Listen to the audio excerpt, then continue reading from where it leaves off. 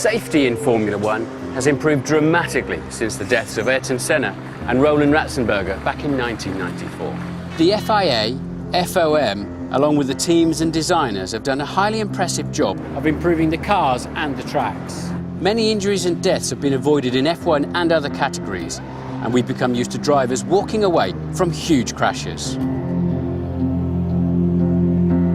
This is why the tragic Suzuka accident has shocked the whole world of motorsport. As we hope and pray for Jules Bianchi, what can we learn for the future? Firstly, the time of the race start. The regulations allow for a 2-hour race within a 4-hour period.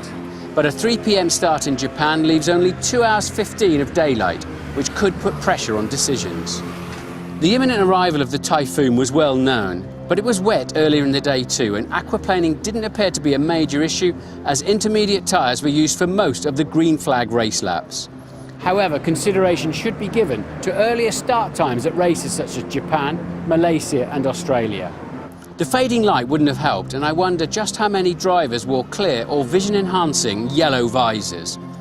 Tinted visors, in my experience, hinder visibility in those conditions. We've had close calls with recovery vehicles in the past, and I've often voiced my fear that there was an unnecessary risk. I mentioned my trepidation again in commentary last Sunday. Are others going to be aquaplaning on or spinning off in the same point? Something that's a bit sensitive to me because it happened to me. There is no one-size-fits-all solution here. Cars have to be recovered from the barriers or gravel traps, of course, and it's not practical or necessary to put out the safety car for every incident. But we all have to be more tolerant of deploying the red flags and the safety car. But I believe we must cancel the time-consuming aspect of letting lapped cars unlap themselves. That's a deterrent. Certain corners are more difficult from a driver's point of view, both in terms of driving skills and visibility of incidents, flags and lights.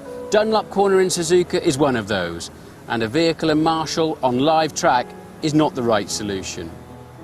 I speak from experience. 20 years ago in similar conditions and at the same corner, I walked away from a terrible crash.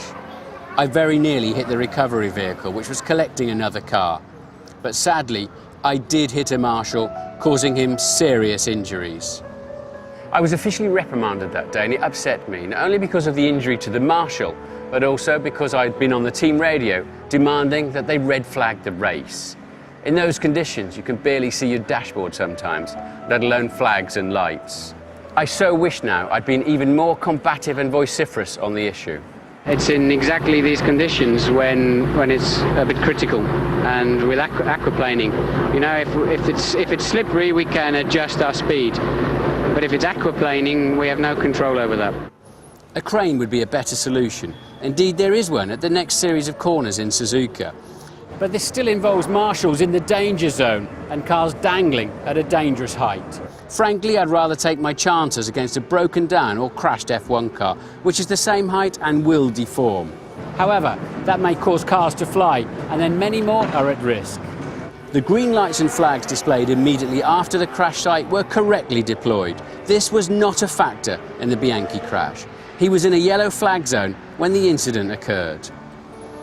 Closed cockpits have been explored for some time now with great science and thought. It's debatable, however, in such a violent crash that some kind of head protection would have helped Jules. And closures create other issues, such as exiting the car quickly in the case of fire or accidents, visibility with the structures required, rain and dirt on the screen, fogging up and cockpit temperatures. Single-seaters have always been fundamentally open cockpit. Sports and GT cars also have a roof, of course, but drivers do get injured and killed in those. Finally, we come to the biggest problem. Double waved yellow flags mean slow down and be prepared to stop. But you can show 100 yellow flags and it won't give the drivers any more grip. And of course, he can also suffer a puncture or car failure too. In the same race, we saw Ericsson spin the Caterham off behind the safety car. Under double yellows, in the dry, the drivers are expected to slow by at least half a second between light boards. In the wet, more. It's very inexact and open to interpretation. The drivers are under pressure to lose as little time as possible. They're hardwired to compete. They can't help themselves, and they just don't slow enough. So they need outside help, and we must introduce a speed limit system, a defined slow zone in race conditions, just as they do when a safety car is deployed. The FIA met with the team bosses on Saturday morning in Sochi to discuss such a system.